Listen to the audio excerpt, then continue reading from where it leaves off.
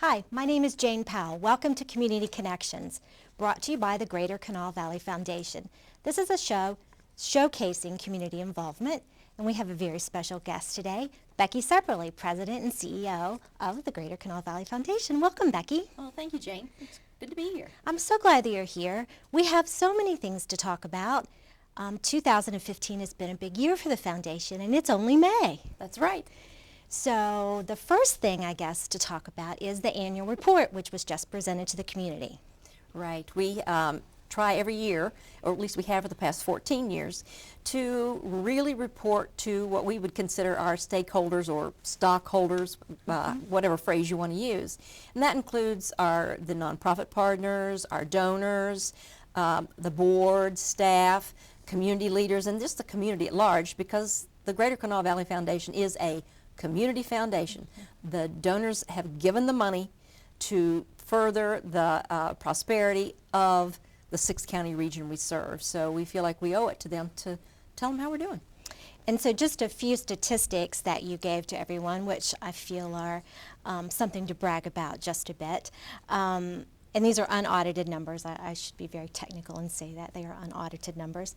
But the foundation is housing close to 500 funds at $225 million. Absolutely. And when I came to the foundation about a little over 15 years ago, we had $80 million. So this community has been very caring and very generous. Yes, it has. And that's with lots of fluctuations in the market and in the financial environment. And we're still prospering, so that's wonderful. Other numbers that we should talk about, when you talk about generosity, $12.5 million in contributions. Correct. $7 million given back to the community through grants and distribution of grants and scholarships. Right. Yes, great numbers. And the theme of this year's annual report, which is the 14th annual report to the community, was civic engagement to leadership.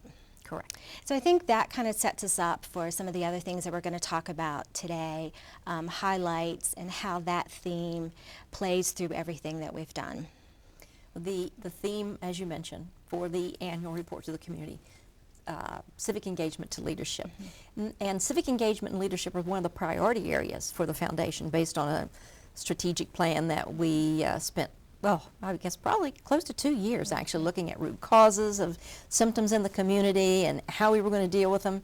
And it was interesting that no matter what issue we brought up, whether it was health, education, recreation, any issue that poverty, anything, one of the underlying root causes of all of these issues was the lack of civic engagement and leadership at all levels. And I don't just mean the President of the United States or the governor or the mayor or whomever, not necessarily elected officials, but leadership from all areas, whether it's leadership in individual schools, families even. So it's all of us. We can all be leaders no matter where we are.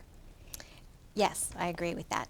And so another thing, you talked about that this has been a broad program for the foundation, but the very first step of that program, getting to where we are now as a foundation, involved adopting 7 forms of wealth. Correct. Can you tell us just a little bit about that? Sure. We are the first foundation, and not just community foundation, let alone there are over 800 of those, but we are the first foundation in the United States to adopt the community wealth building model, or community development philanthropy is the new term they're using for it, where we realize that it's important to have all sorts of opportunities in a community, but if we don't have these 7 forms of wealth or capital in a community, it won't thrive.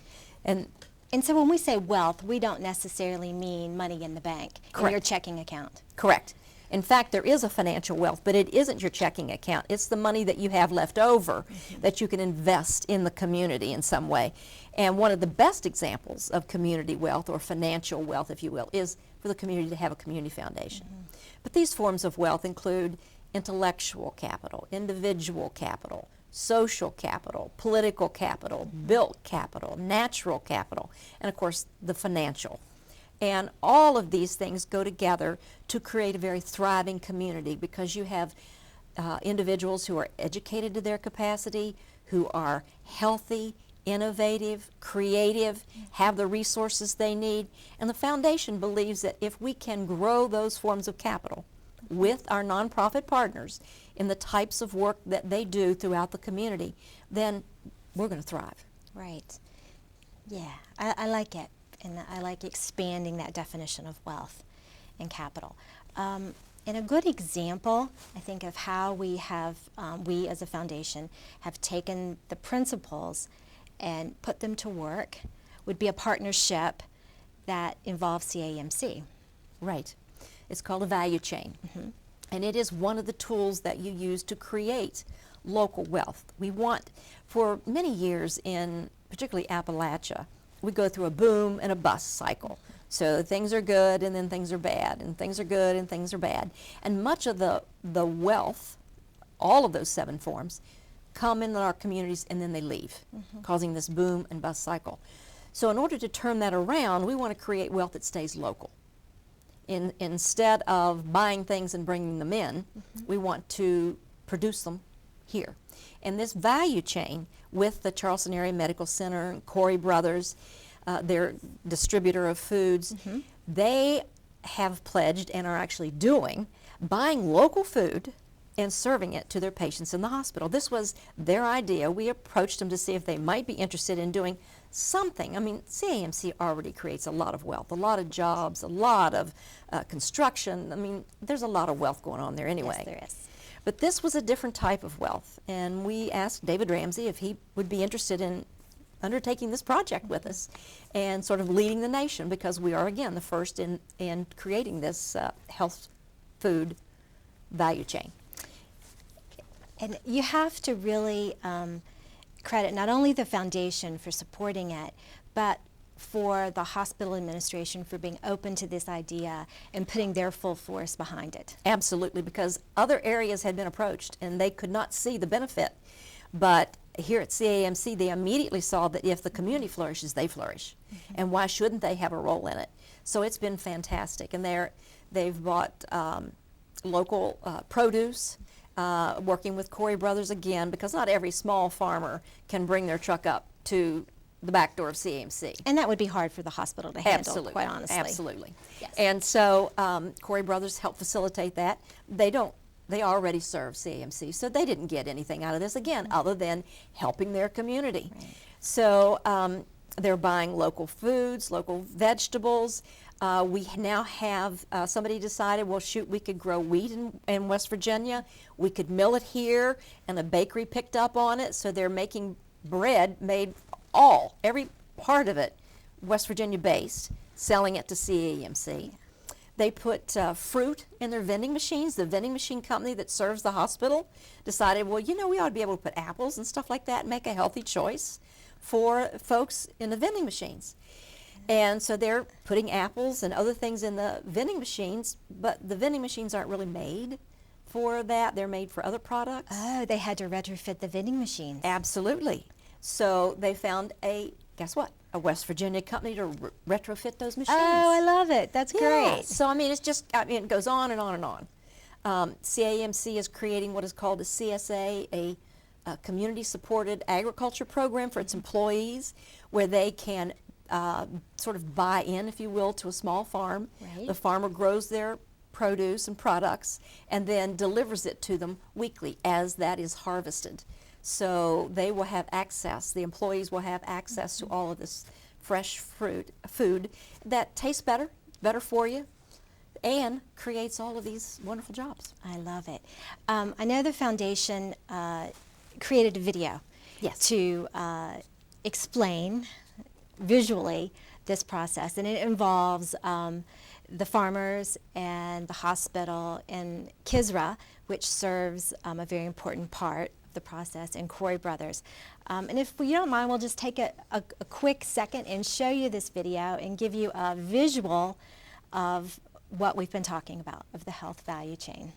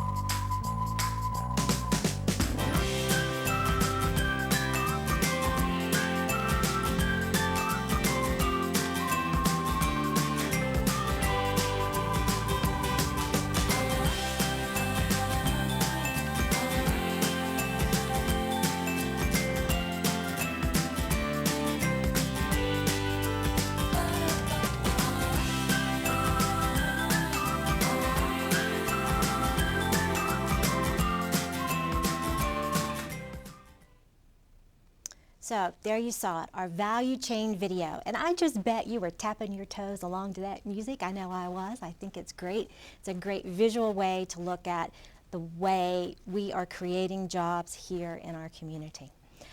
So that's what's happening in the community. But you have been on a national stage showcasing things that are happening with the foundation. Tell us a little bit about the Aspen Institute. Well, the Aspen Institute is an education and policy research organization that is international, and it's located in Washington, D.C. And they had most recently a conference, if you will, of community foundations, United Ways, government agencies, based around the economic success of communities. And they had us showcase what we're doing, the value chain and the video you just saw, all highlighting the role that we have taken in creating community wealth. And we are, I mentioned the framework of community development philanthropy, and that is a whole new framework and concept that Aspen has developed, and we fit right into it. I mean, we are modeling that for the rest of the world, I guess.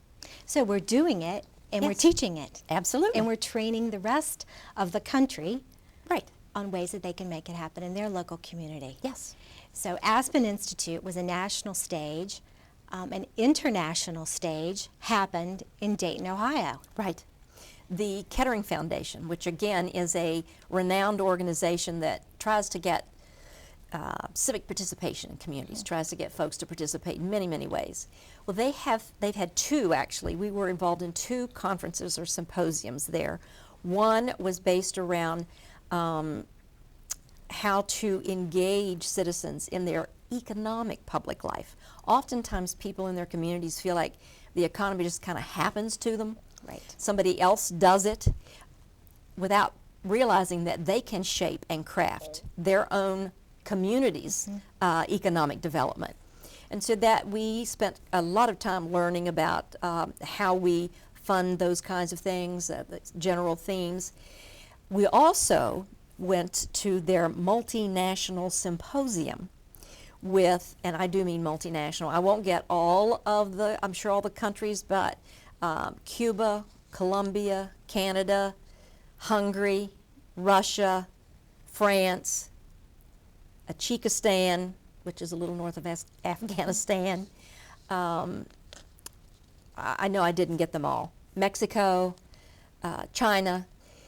We all talked about civic engagement, getting people engaged and furthering their prosperity in their own communities. Fascinating listening to the Cubans. I mean, intellectually, I know that their government's changed and know